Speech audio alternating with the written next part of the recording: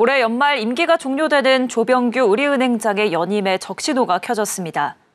손태승 전 우리금융회장의 350억 원 규모 친인척 부적정 대출 사건을 수사 중인 검찰이 이틀째 우리금융에 대한 압수수색을 벌이면서 압박 수위를 더하고 있습니다. 이번 주 금요일 열릴 정기이사회에서 차기 행장 선임에 대한 논의가 있을지 관심이 쏠리고 있습니다. 이연아 기자가 보도합니다. 검찰이 어제 이어 오늘 손태승 전 우리금융지주 회장의 350억 원 규모 친인척 부적정 대출 사건 관련 우리금융지주에 대한 압수수색에 나섰습니다. 서울 남부지검 금융조사 1부는 손 전 회장 사건 관련 조병규 우리은행장을 특정경제범죄 가중처벌법 보고의무 위반 혐의를 적용해 피의자 신분으로 전환했습니다. 검찰은 조 행장이 취임 후 손 전 회장 관련 부적정 대출이 실행된 점을 인지하고도 금융당국에 즉각 보고하지 않은 이유 등을 집중 수사하고 있습니다.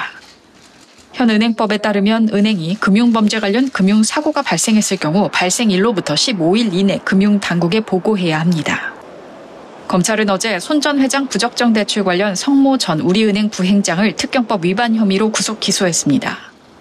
이틀째 이어진 검찰이 우리금융지주 등에 대한 압수수색을 두고 금융권 안팎에서는 검찰이 우리금융 현 경영진을 정면으로 겨냥한 것이란 해석이 나옵니다. 지난 국회 정무위원회 국정감사에서 임종용 우리금융지주 회장이 내부 통제 강화와 조직 쇄신책을 발표했지만 현 경영진의 늑장 보고에 책임을 묻겠다는 강한 의지가 반영된 것이라는 겁니다. 검찰이 우리금융 현 경영진으로 수사를 확대함에 따라 조 행장 연임 전망도 안개 속입니다. 지난해 7월 취임한 조 행장의 임기는 올해 12월 31일까지입니다. 우리은행 경영 승계 프로그램에 따르면 이번 달 말까지 차기 행장 후보를 결정해야 합니다.